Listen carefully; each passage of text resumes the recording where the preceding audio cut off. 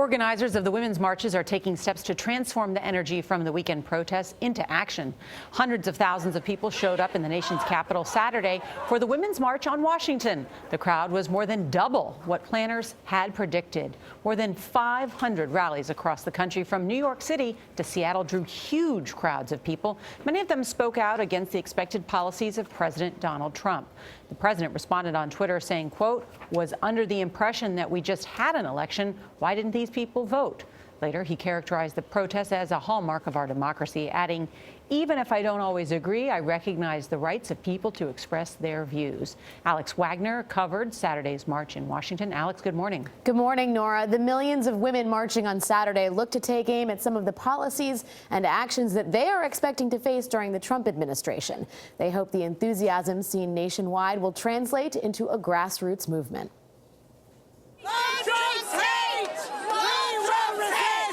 The crowds clogging the streets of the nation's capital were so massive, organizers were forced to abandon the route they had originally planned.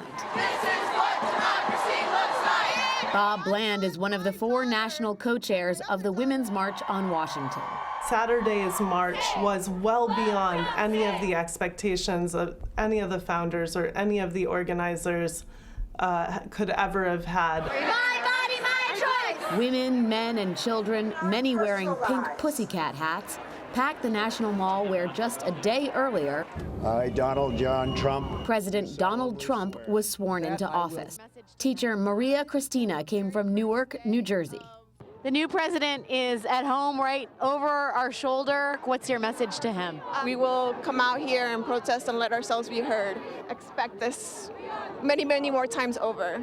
There were enormous crowds in blue bastions like Boston, Chicago, Los Angeles, and San Francisco.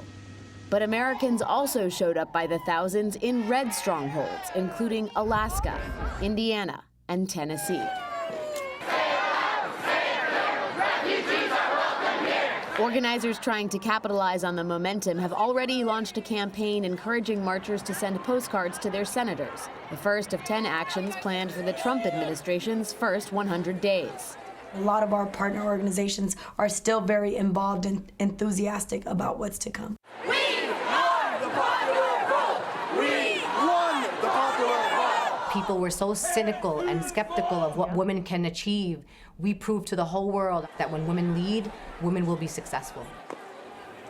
The biggest issue on the minds of many of the protesters we spoke to was women's health care and the Republican plan to repeal the Affordable Care Act.